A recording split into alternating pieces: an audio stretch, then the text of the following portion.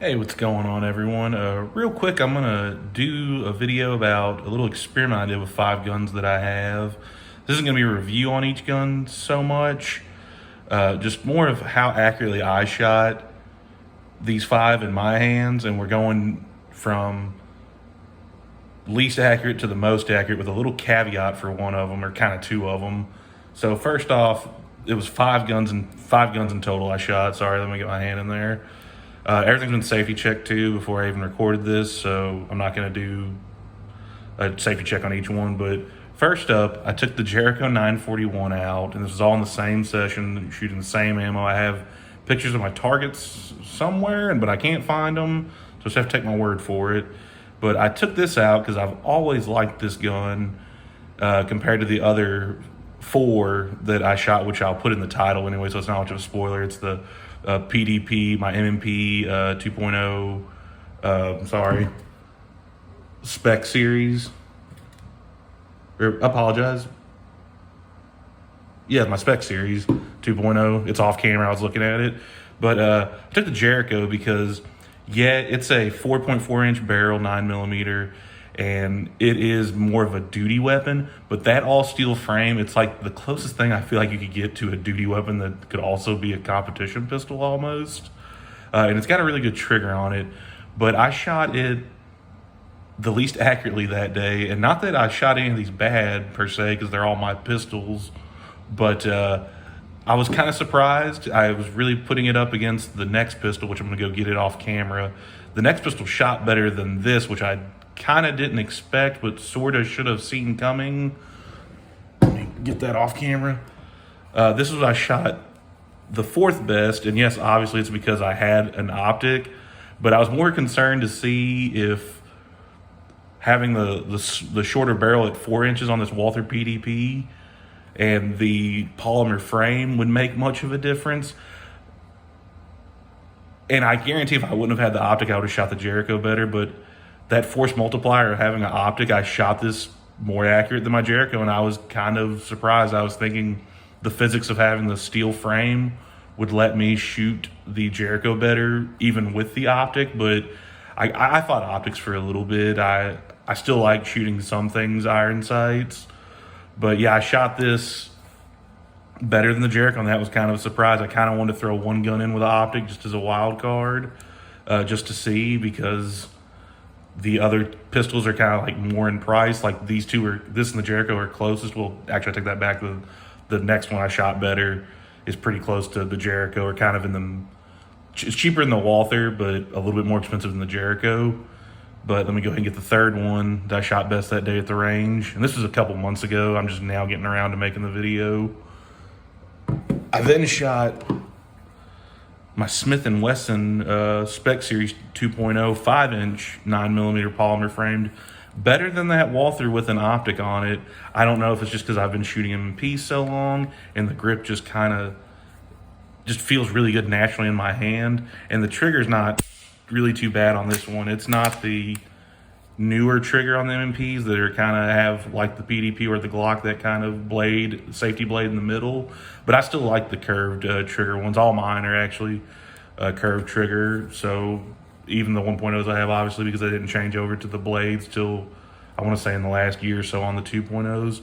But I shot this better than the PDP with the red dot, and I was kind of thinking, the Jericho might outshoot this and the Walther, to be honest. But again, I didn't have a visor or anything like that, or I wasn't setting down. It was just me offhand trying to be as stable as possible, all using the same ammo. I'm pretty sure I used Blazer Brass that day. I have a picture, or it might have been Venom. I can't remember what I was using off the top of my head. I have some pictures, but I don't know if I'm going to throw them in the video or not. But just because my writing's so chicken scratch and the pictures weren't the greatest quality because I was on an indoor range. But this one will come back in a second. We'll talk about it some more. So, because there's a little caveat with this one.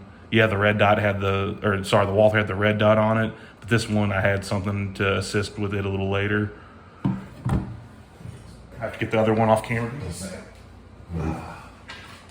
So obviously, it should be no surprise, I outshot the MMP with the Shadow 2. Like, that shouldn't be much of a surprise. Great gun, obviously made for competition, and just plinking if you like plinking like me. But obviously this should outshoot the previous 3, but given its price point, you would expect that. Oops. Put that back in condition 1. It was weird. Yeah, I actually shot this not that long ago. A cousin of mine came to town and he wanted to shoot it, and he had a really good time with it.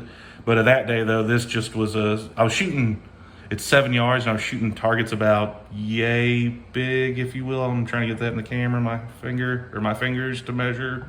So not very big targets. So I was really having to concentrate, and it was just real fun. It's real fun challenging yourself, I think.